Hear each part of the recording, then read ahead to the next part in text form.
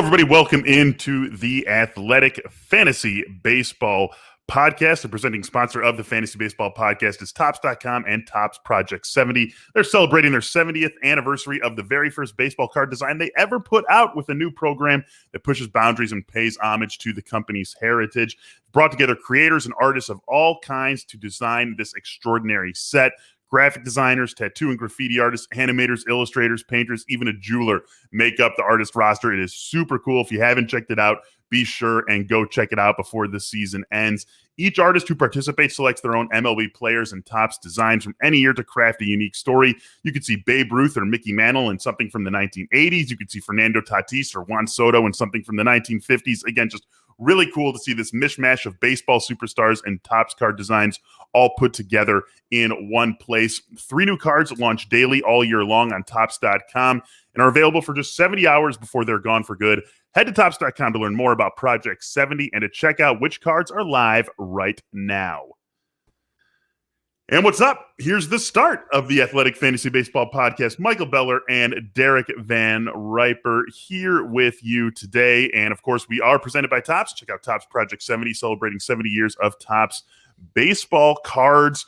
We're now about 1 week into the start of the second half of the season, DVR. And I don't know, it feels like to me, most of the big moves that you've made or are going to make this season have already been made. And a lot of what you do from this point forward, a lot of your success from this point forward is going to be determined by guys already on your roster or guys who are seemingly known commodities. That's what we're going to get into here on this episode of the Athletic Fantasy Baseball Podcast. We're going to take a look at some second half, some rest of season projections for players that DVR and I just found intriguing for whatever the reason might be. And we're just going to talk through them, whether we think they can hit those projections, maybe surpass those projections, maybe fall short of those projections. Let's dive in with a guy who maybe is going to be on a new team any day now here, DVR, and it's Bryan Reynolds.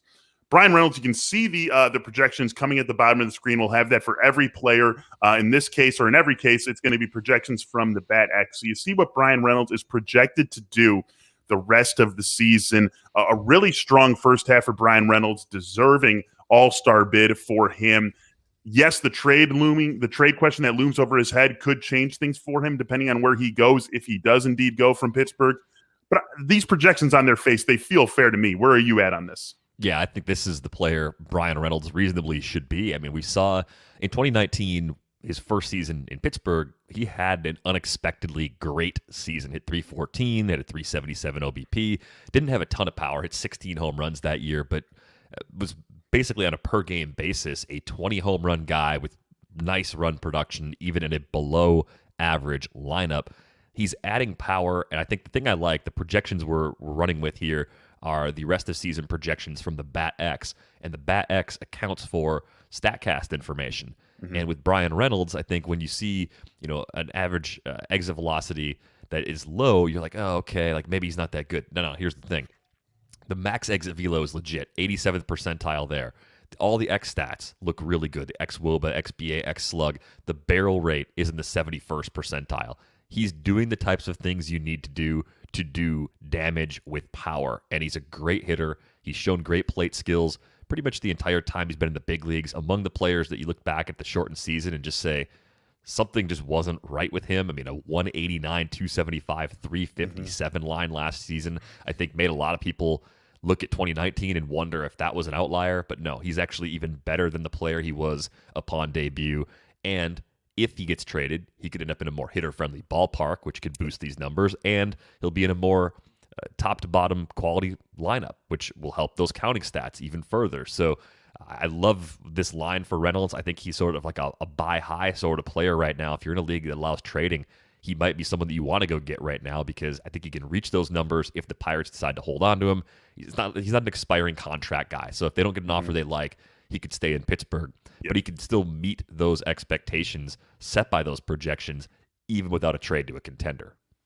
I think that's the concern in terms of the trade to the contender. And again, it's not a concern because we've seen him do just fine, even in PNC Park with that Pirates lineup around him.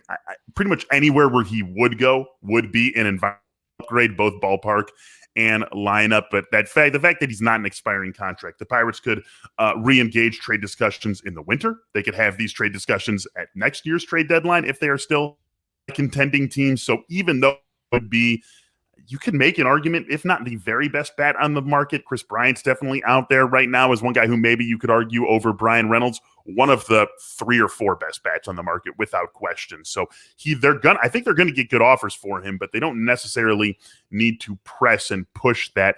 Love that you referenced buy high too. I love having that discussion. Buy low, let's flip that on its head and talk about it in that way. And I agree with you that Bryan Reynolds is a buy high guy. If someone thinks that the first half represents him playing at 110% of expectation level, I'm not necessarily sure that's the case. And so you can get that. If you can get him at that sort of discounted price, I would love getting in on Bryan Reynolds. I think you hit all the marks exactly. The exit velo, the max exit velo being where it was, 2020 being an anomalous 60-game sample for him. I think he checks all those boxes. 2019 and 2021 really looking like the real Bryan Reynolds, and would like to see him get moved. I'm going to go to the first guy who I threw in the sheet, and it's Anthony Rendon. And he had a little bit of a setback a couple of days ago, but BATX projects him to play 48 games. So that would put him back, somewhere in early August. And even with that setback, it seems like that's what the Angels are potentially anticipating. So that's written in pencil. But I really want to get in on Anthony Rendon. And I know that injury optimism is a very dangerous whim to indulge, but nothing that was going on with Anthony Rendon before this hamstring injury made any sense. And you look at some of the peripherals, he still was not striking out very much. He was still taking his walks. He was not swinging and missing very often. He was not chasing pitches out of the zone. It was just all of his hard hit metrics came down, and they came down out of nowhere. And you go back and look at his StatCast numbers from 2020, and everything you look for in terms of exit velocity and X slug and all of that is in the red. Some of it is deep red, some of it is faded red, but it's all red. 2020, that was the case for him. 2019, it is extremely deep red. You go back to 2018, it is all red. And this was a guy who over his entire career has hit basically everything in sight. Never a huge power guy until a couple of seasons ago, but always hit for decent power, always hit, period. He went years and years and years as one of the most underappreciated players in the fantasy game. And then you get to 2021 and suddenly he's forgotten how to hit. He's fallen off a cliff at 31 years old. Like, none of this DVR adds up to me. I think we can explain it away as a little bit of injuries during the first half and a little bit of just, having a bad sample. We've seen it from so many guys. Bryan Reynolds last year. Jose Ramirez has done this a few times. I think it was just, a bad stretch and a prolonged bad stretch, but a bad stretch and not a new player. Anthony Rendon is someone who I would be willing to go out and try to acquire, understanding the risk that I am taking on if he's made available to me. Yeah, absolutely. I mean, I think the skills and the numbers you see projected, I have no issues with Rendon getting back to that level. I wouldn't even be surprised if he was better than that, if he beat a 273 projection with his batting average the rest of the way. It's just a question of how bad was that setback? The hamstring has been a major problem for him. Rendon had the durability questions coming out of the draft several years ago. He could have been a 1-1 pick coming out of Rice, and I think injury concerns enabled him to fall a little bit to the Nats as an early first rounder. And from 2016 to 2019, played at least 136 games every single season. You talk about a guy that had 3 consecutive 300 seasons. He's had a 400 OBP in 3 of the last 4 seasons entering this one. And I know there's a little bit of a Park downgrade power-wise as a righty going from Nationals Park to Angels Stadium, but that does not explain what is happening here. I think it's really just a matter of health. And I think the harder question to answer is, in shallow leagues where you don't have enough IL spots or you don't have any IL spots, if the setback ends up being 2 or 3 more weeks, do you get to a point where you may have to think about cutting him, which is just an incredibly difficult question to face because he was expensive on draft day. And I think if we're looking ahead to 2022, almost regardless of what happens down the stretch this year, I expect that I'll have a ton of Anthony Rendon at what will be a discounted price going into 2022. Like, even if he comes back in a couple weeks and is healthy, plays another 40 games or so, if he has 100 games where he hits 265 or 270 with a dozen homers this year and half a season's worth of run production. Like, that's not what people paid for in the first few rounds. So he's going to fall to that probably 75 to 100 range overall, and that's going to be a value play, kind of like where Jose Altuve and Chris Bryant, where those guys were going in this year's drafts. I think that's where Rendon is going to fall in next year's draft. So I'm absolutely a believer in him long term. Yeah, maybe he's post peak, but he has the type of skills that should age very gracefully. He's still a good defender, so he's going to play every day when he's healthy. I'm all in on Rendon when he's back, and I believe in those numbers. Post peak for the power, I think that's pretty safe to say, but the rest set I think is going to age very well. I think you and I, if we're in any leagues together next year, we're going to be competing for Anthony Rendon against one another. Let's take a little bit of a break from the scheduled discussion here and bring in a question, because this guy, near and dear to your heart, that we're getting a question from Nathan Burris. Willie Peralta, got to bring him up here. Not for real, right? I mean, you and I talked about him a little bit on the waiver show over the weekend, and I mean, he's throwing the ball well. I still think he's someone who you can use in the right matchups, but not someone who you're going to be using just regardless going forward. Yeah, I think he's very matchup dependent. I think pitching in Detroit, you can trust him a little bit because it's a more pitcher-friendly environment, but I absolutely think because the K rate has been so low, he's still more of a streamer in like a 15-team league or something deeper. If he had a 2-start week and there were good matchups, you could use him in a 12. The thing that's different about Willie Peralta is the split change. We talked about that, I think, on Sunday a little bit. Yep. And I know our guy Ian Kahn, under the radar, was pushing Peralta on yesterday's show. It's hard to go against Ian, but I think the problem I have with Peralta is that even with that nasty split change, his K rate is ridiculously low, 15.9%. Yep. About 5.5 Ks per 9. His control's still not very good, even though it's better than it's been the last couple of seasons that we've seen him in the big leagues. So tread carefully. It's a good story, but it might not have the happiest of endings, even with that new pitch. All right, let's get on to our previously scheduled show and talk about Paul Goldschmidt. You see the projected rest of season numbers down there at the bottom of the page, and yeah, more or less they match up with where he's been to this point, with the possible exception of the slugging percentage. He's sitting on the season at 272, 341, 454, 16 homers. So the Bat X expects a little bit more power, a little bit more on base, the same exact batting average. And it's been a weird season, really, in St. Louis for a lot of these guys. We're actually going to talk about someone else on this team a little bit later in this show. Really, the only person I think who's lived up to expectations, I guess there's two who have matched expectations all season, Nolan Arenado, Tyler O'Neill surpassing expectations, I think, to this point of the season. Paul Goldschmidt, after being a perennial MVP candidate earlier in his career, seems to have settled into being this brand of player, the 290, 500 guy, maybe not really in the tank anymore for Paul Goldschmidt. Do you think these numbers look right for him the rest of the year? Yeah, I think with being in St. Louis especially, that's a very pitcher-friendly environment. I think that's actually hurting him a little bit. Lineup around him is not great either, so that works against him. But the StatCast numbers are good. In the StatCast era, Goldschmidt's never had a better average exit velocity than he has right now. The maxes are still in line with basically everything he's done over the past 6 years now.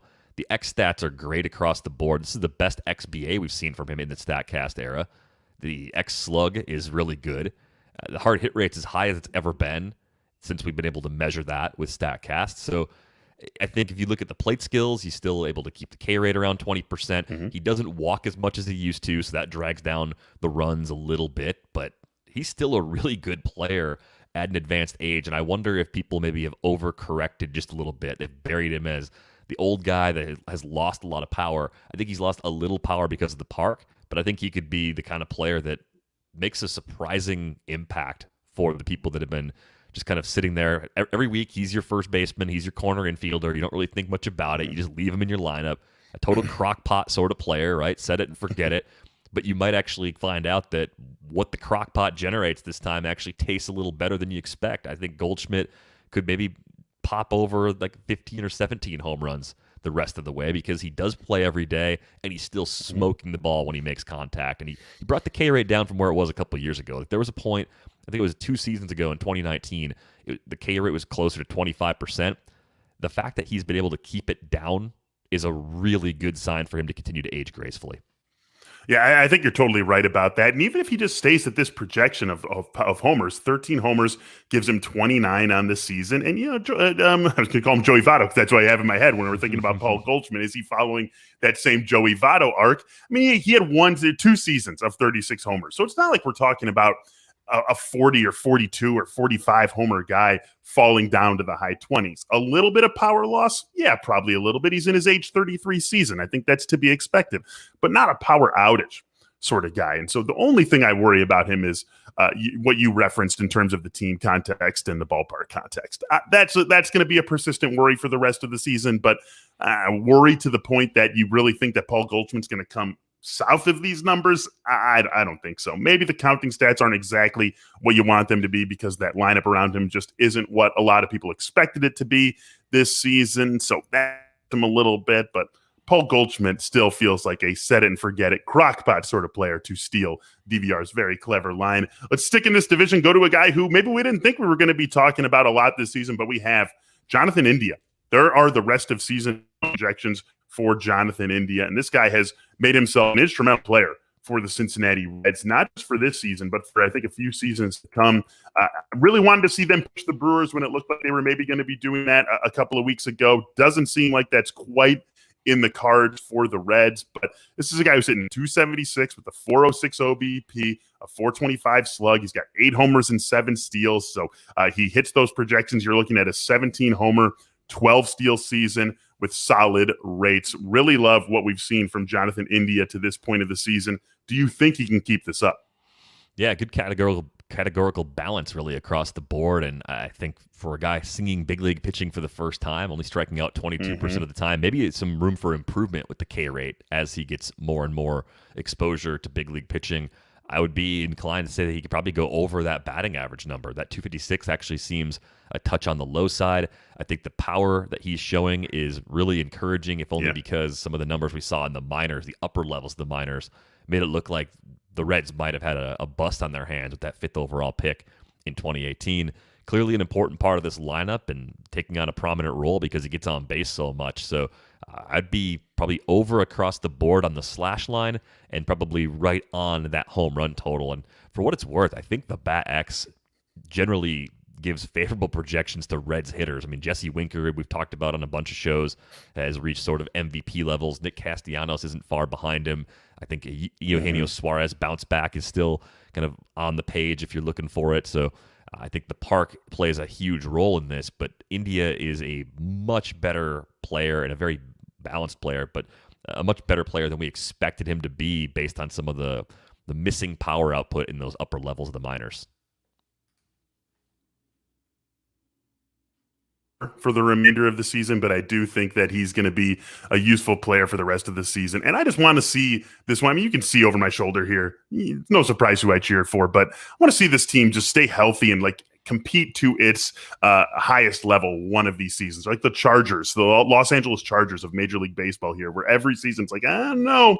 The Reds stay healthy and put it all together. There's a lot of talent on paper. We haven't seen them do it all. Jonathan India can be a sort of guy who is a big contributory player to that. Maybe not this season in terms of the Reds competing for a playoff spot, but in seasons to come. We got a comment here from our buddy Yancey Eaton. Listen to this one, DVR, 2x speed podcast listener watching us live.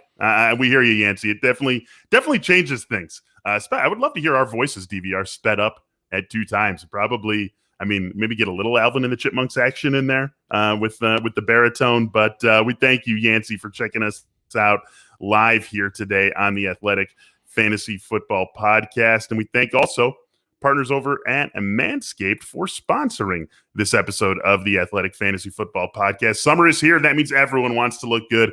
Manscaped is here to help you do just that with their 4th generation performance package, which includes the Lawnmower 4.0. The brand new Lawnmower 4.0 is a 4th generation trimmer, features cutting edge ceramic blade technology that will reduce grooming accidents, and that also helps out with their advanced skin safe technology. All these guys are looking to do is keep you safe and keep you looking good. It also has a 7,000 RPM motor, a new multifunction on-off switch, and an LED spotlight. When needed for a more precise shave. It's also waterproof, which comes in very handy. The performance package comes with the Weed Whacker ear and nose hair trimmer, trademark crop preserver and crop reviver, and 2 free gifts: performance boxer briefs and the Shed travel bag.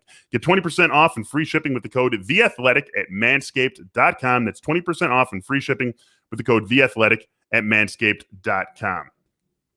All right, DVR, back to the show here. I'm going to jump to Jake Cronenworth. Jake Cronenworth, I think, is having a fascinating season. We've seen the power pick up toward the back end of the first half. Rest of season numbers down there for you. This is a player who I was really interested in, really all draft season, because of the positional versatility, because of what seemed to be an ascending team in San Diego. The fact that it seemed like he was going to be someone locked into some sort of position. Second base, obviously the primary one, but seemed like with his versatility, he was going to get to play mostly every day for this team. But I got to admit, he has definitely surpassed my expectations, hitting 281, 354, 472 with 13 homers and 4 steals, 65 runs scored. Thank you, Padres offense, and thank you, Jake, for playing every single day. The rest of season numbers see him coming a little bit in terms of getting on base and hitting for power. I'm not there. I'm not there with the Bad X DVR. I think he can stay at what he's been this season. And the main reason I think that is because let's go back to last season. Again, to repeat this year, 281, 354, 472, and 405 plate appearances. Last year, 285, 354, 477, and 192 plate appearances. Basically, you put those two seasons together, you've got a full 162-game season, and he has been this type of guy with an offseason slotted in between. So I think even though it would be just one season, I'm willing to take these numbers at face value. I think that we would paint those rest of season numbers accurately as a disappointment for Jake Cronenworth the rest of the season. Not the homers or the steals. I think those are right on. I think if we're talking about him as a 20 homer sort of guy, we're feeling pretty good about that. But it's this Cronenworth has proved himself to be over the last couple of seasons. Yeah, the consistency, especially debuting in the pandemic year, is remarkable. The plate skills have been steady. What's strange to me is that he's added power this year, had more home runs, while showing a reduced barrel rate and reduced hard hit rate. Because the plate discipline is so good, though, I think he's an extremely high floor player. That versatility you mentioned defensively is excellent. You love having that. Jake Cronenworth has been 25% better than a league average player through his first 149 games in the big leagues. It's a pretty short list of guys that play at that level right away. I wonder if because he debuted at an older age, if he's already kind of closer to his peak, though. He's already 27 years old. Is there another level there? Can he unlock a full 25 home run season in the future? I'd probably bet against that. I think I'm with you on the average and OBP maybe being a tick on the light side, but I'm not quite as excited about him as you are. I think those numbers are very close to what I would expect from him going forward. A better all-around player than I thought. I figured the K rate would come up a little bit with a longer window to face big league pitching, but a really nice player. And I think where I disagree most with the projection is actually the runs and the RBIs, because I think the lineup context for the Padres, it might not be a top 3 offense, at least it hasn't been so far, but they could be one of the league's best offenses down the stretch. So I think you could get more runs and RBIs than you're expecting from Cronenworth the rest of the way. Yeah, and you're seeing him hitting the top third of the lineup all season long. He's pretty much locked into the 3 spot. You got Fernando Tatis hitting second for this team every day. Manny Machado hitting 4th. Tommy Pham hitting 5th. Sometimes he moves up to the top spot. But no matter what, Jake Cronenworth is surrounded by great hitters and guys who are really having nice seasons. And we've seen Tommy Pham surge over the last, 2 months or so, something you and I talked about on last week's episode. So definitely love that lineup context for Jake Cronenworth. And the 65 runs and 40 RBI he has to this point of the season suggests just how good he could be in those 2 categories the rest of the way. Let's jump back to that Paul Goldschmidt teammate I hinted at a little earlier. Harrison Bader, the next guy up for us here. These feel fair to me. These projections feel fair to me. This was someone that you wanted to get into this show. So what are you looking at? What about these projections jumped out that had you wanting to talk about him? I just think with Bader, we have this question of when do we start to believe that the improvements he's shown to his strikeout rate are actually real? I think projections are pretty level-headed compared to a person in this case. If you look at the bad X, it's got him at 25.4% the rest of the way. That would be a career best mark for him, right, if he actually did that. And right now he's at 15.2% through 36 games this season. I think the injuries have complicated things a bit, but Bader's always had power and speed. If the plate skills actually get better, if he cuts the K rates down even into the low 20% range, that changes a lot about what he might do, and it gives him a chance to move up in the batting order too, because he's always been able to draw walks. So if you take the foundation of plate discipline that Bader has, improve the strikeout rate, suddenly he becomes a guy that becomes like more of a top of the order bat than a bottom of the order bat, and the counting stats get a lot better. So I'm kind of in on the power speed combo. I think splitting the difference right now between the current K rate and the past K rates, and then erring on the side of the past is the right way to handle him. But that little glimmer of hope is right there for me because it's such a massive improvement. Like going back to 25% on the K rate just almost seems like an overcorrection. And I think Bader costs like nothing in a trade. There's some shallow mixed leagues where he's still available on the wire. I think I mentioned this with Anthony Rendon before. I think one of the things I like about Bader is that his defense keeps him in the lineup. Even if he's stuck in the bottom third of the order, he plays a lot because the Cardinals value what he brings with his glove in center field. Yeah, I agree with you on the K rate. Like that would just be like baseball is a game where we're always inherently dealing in small sample sizes, especially as we talk about it in the fantasy world and where we're really more concerned about what's going to happen tomorrow and the day after and the rest of the season. And we're not necessarily looking at, a three-year growth chart for Harrison Bader. So we're inherently dealing in these small samples. But at some point, small sample or no, you need to take what you're seeing at face value. And when a guy goes from the high 20K rates that Harrison Bader had been at every other season of his career and cuts it to 15.2 in a small but meaningful enough sample of 138 plate appearances, we need to give him credit for that. We don't need to say he's going to be at 15.2 the rest of the season. But like you said, to expect him to suddenly revert to being a 27K K percentage guy is just a little ridiculous and ignores what your eyes have shown you to the point of this season. Can you say maybe it's going to bump up to 20? Sure, I think that's fair, but we can't assume he's getting back to that strikeout level. And so there's room. I agree with you. There's room for him to move to the top of the order. I wonder if they would really want to do that with Dylan Carlson, because that's who it's going to have to be. You've got Goldschmidt hitting 2. You've got Arenado hitting 3. You got Tyler O'Neill hitting 4. Those guys are locked in the top half of the order. So it would have to be coming at the expense of Dylan Carlson. And for a team that, the Cardinals aren't used to saying we're out of it in the middle of July, but they're out of it. They're not going to the postseason this year. 8.5 games behind the Brewers, just as far behind the wild card. Like, this is not a postseason season for the Cardinals. I wonder if they would mess with Dylan Carlson's head, if that would mess with Dylan Carlson's head, but even risk messing with him and moving him down in the order. That's why I'd be a little bit hesitant to buy in. I think Dylan Carlson would really have to go in the tank for Harrison Bader to climb up the order. But as you said, still plenty of value in what he gives you if he's hitting in the bottom third. Let's move on to Willy Adames. I was going to go to Adolis Garcia, but I'll save him for a second because, again, Willy Adames is someone who I wanted your perspective on. You've obviously been watching quite a bit of him since the trade from Tampa to Milwaukee. He has been excellent. He has been nothing short of excellent for the Brewers, hitting for a ton of power, exactly what they needed up the middle, offensively and defensively, and what they needed in the middle of their order. I mean, this is a team that we didn't necessarily think was going to have the offensive struggles that they have had to this point of the season. Willy Adames has been just what the doctor ordered for this Brewers team. Can he keep up what he has been for Milwaukee the rest of the way? So the projections are a bit lower than what he's been doing for the Brewers so far. I mean, a 307, 391, 566 line since becoming a Brewer, 24.7% K rate, 12.1% walk rate.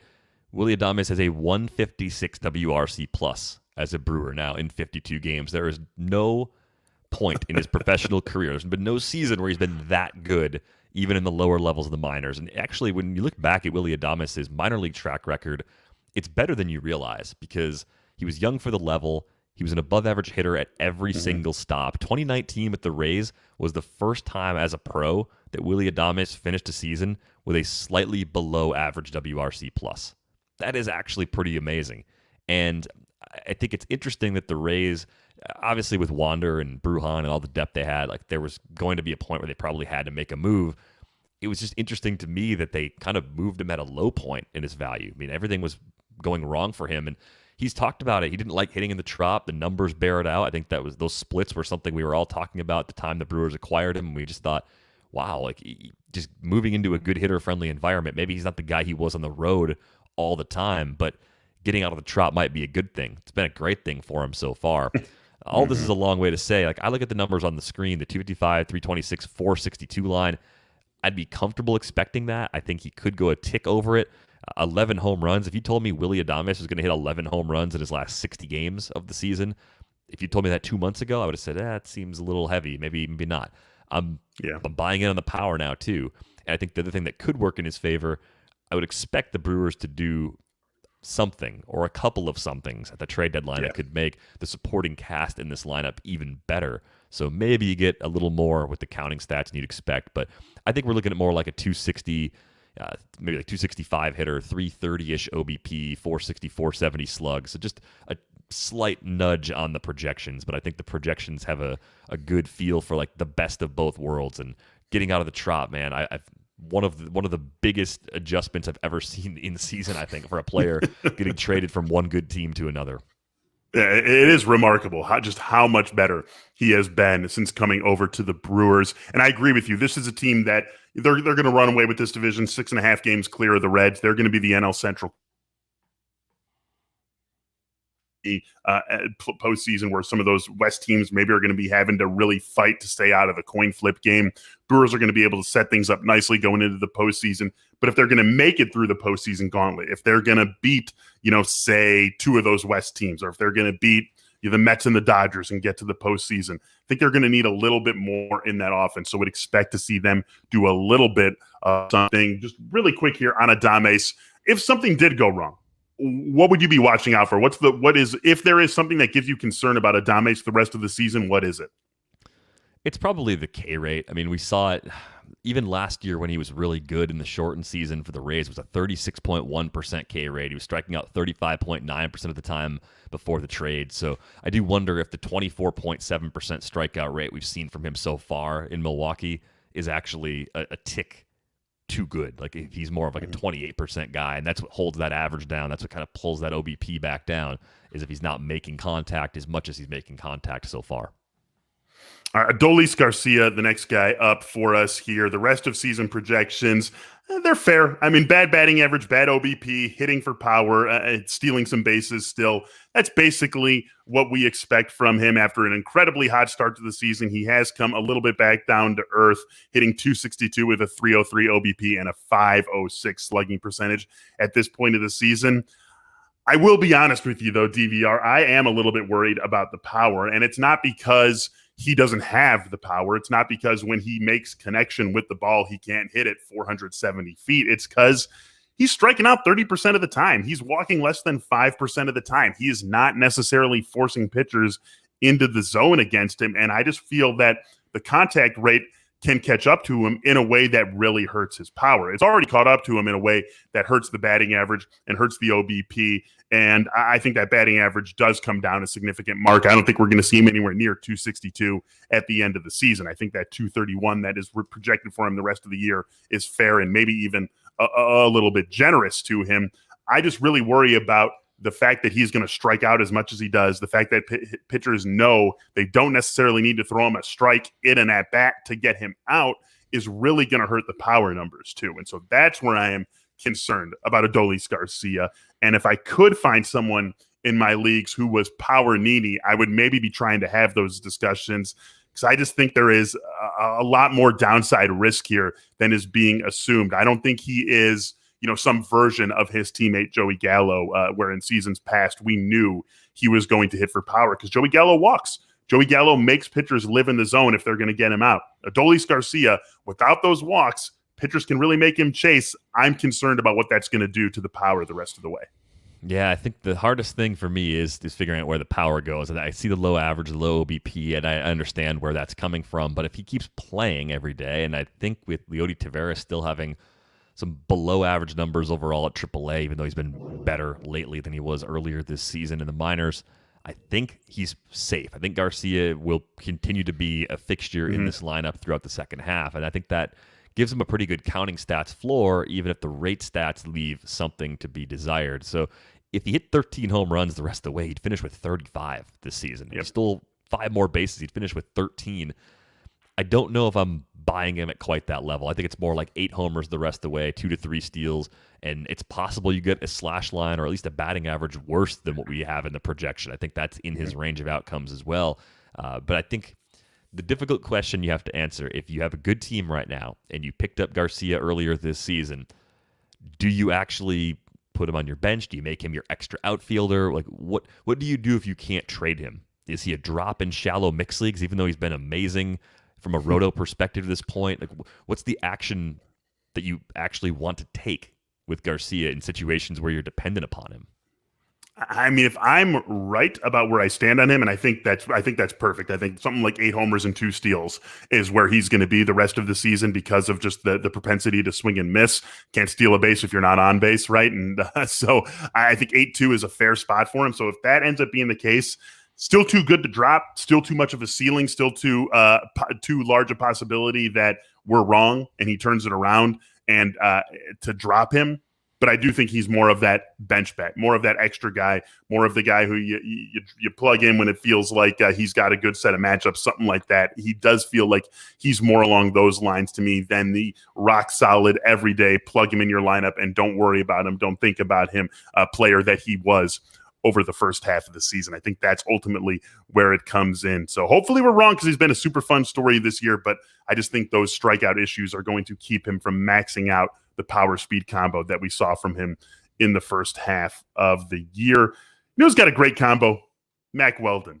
I freaking love this brand. I'm not just trying to sell them because they're a sponsor.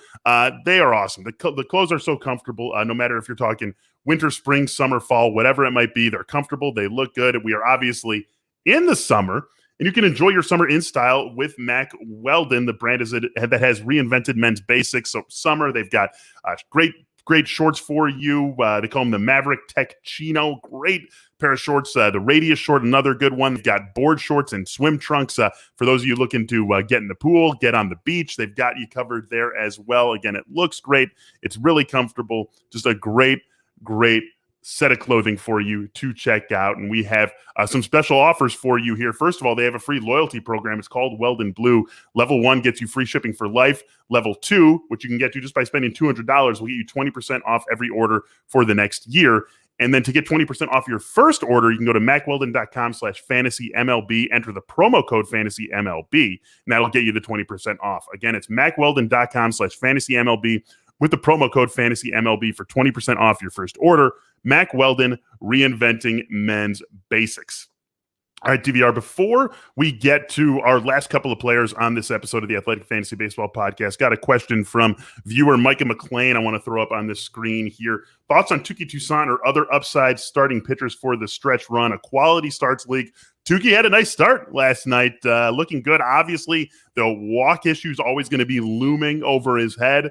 But it's easy to say, oh man, almost knocked over my monitor over here. Easy to say that Touki Toussaint clearly has upside and maybe a decently safe spot in the Braves rotation. Yeah, just the need they have right now for him is significant. I think what's interesting is I'm looking at the Stuff Plus numbers to get a feel for how good the pitches actually are. Mixed 4 pitches pretty well in that outing and pitched deeper in his rehab assignment than I expected, which opened the door for him to pitch deep in that start last night as well. The splitter looks really good. The curveball looks like an above-average pitch. The fastball's grayed out very poorly. So it's going to be interesting to see if he's able to move the fastball at least to an acceptable sort of level, or if that's a problem spot for him where it's either he's walking the world or he has major home run issues. Clearly there is a ceiling there with Touki, though, a nice ceiling, because he's missed a lot of bats when he's been healthy enough to pitch at the big league level. And we've seen a guy with a long-term high walk rate and Robbie Ray kind of figure it out this year. So maybe there's a little more optimism in the air as a result of that. But I think Touki, for me, fits a little better in like a 15-team league or something deeper. You could probably justify picking him up in a 12 because I think we're going to see a lot of attrition with pitching in general over the final 2 months, with guys going down with injuries or fatigue setting in and results simply just not being where they were earlier in the season. But I do think there's still a lot of risk in this profile despite a nice season debut for him yesterday. All right, let's get on to the last few players we're going to talk about here.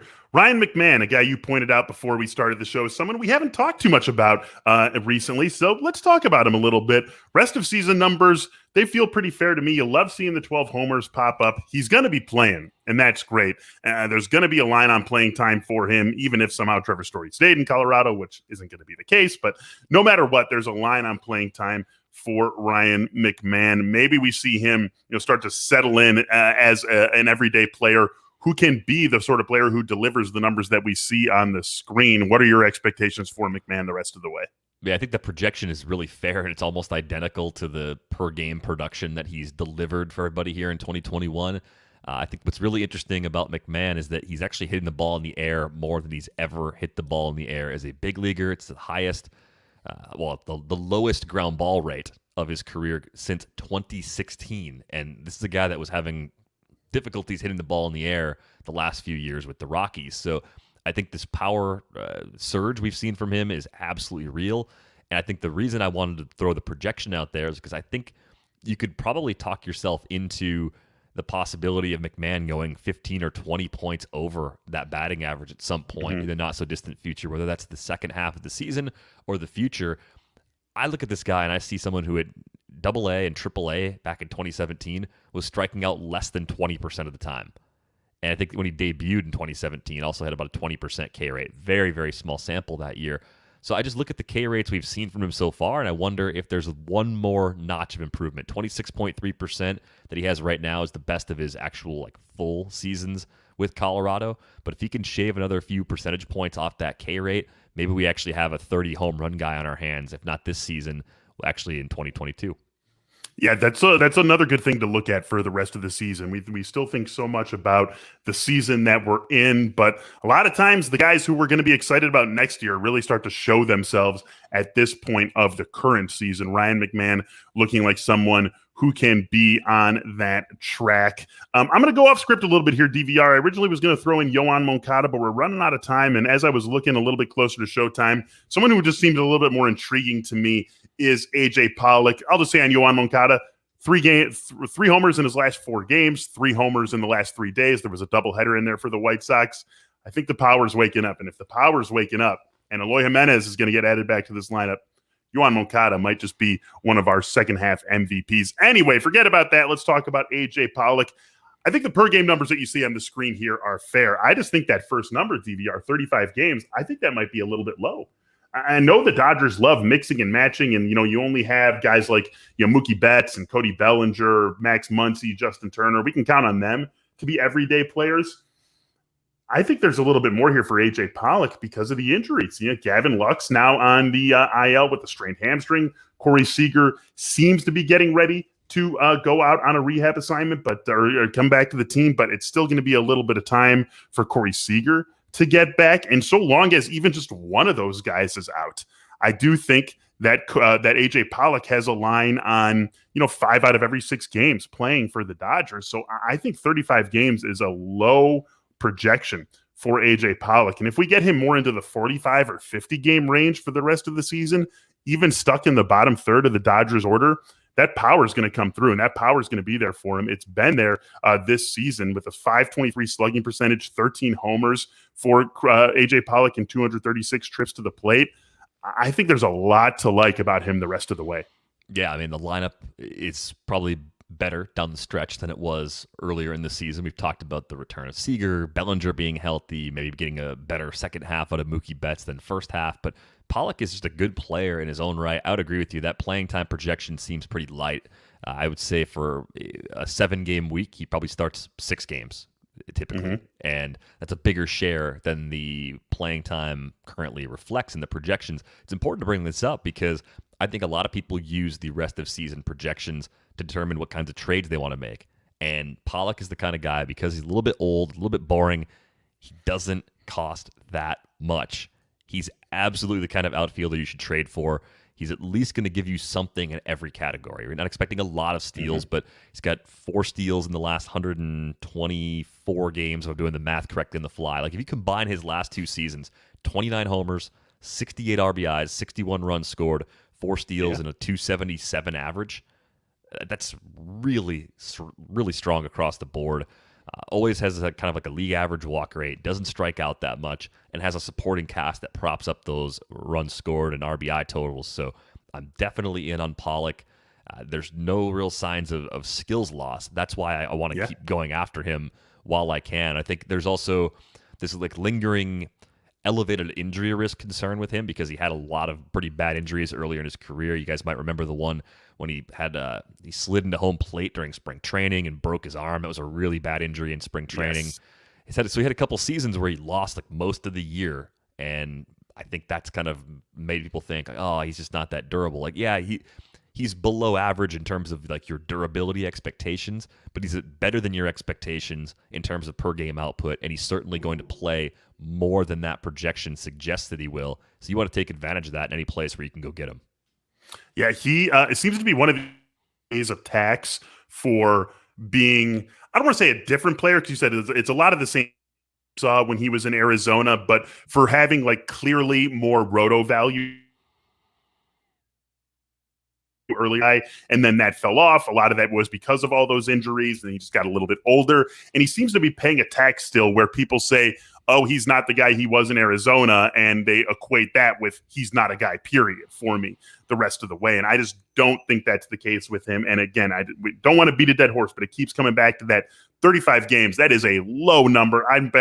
Let's flip that. 53 games feels more likely for A.J. Pollock the rest of the way than 35 games. He is going to play and play and play for this team. And sure, if Gavin Lux and Corey Seager are both back to health, then you bump Chris Taylor out to the outfield, then maybe he has a problem.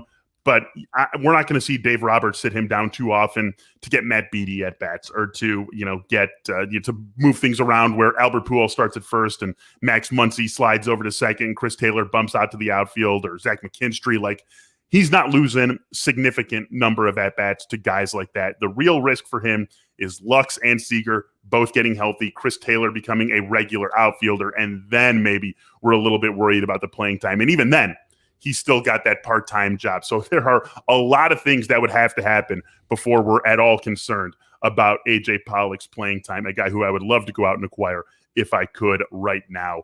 That's going to do it for us here on this of the Athletic Fantasy Baseball Podcast. You can still get in the door at the Athletic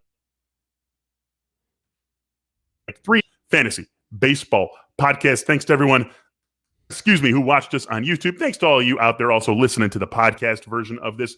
DVR and I, actually, you're out on Sunday, aren't you? I am. Yeah, me and Al Melchior will be coming at you on Sunday with this week's edition of and Waivers Pod. That's our next episode. So until then, enjoy all the baseball coming your way. Have a great weekend. We'll talk to you soon. Thanks for listening.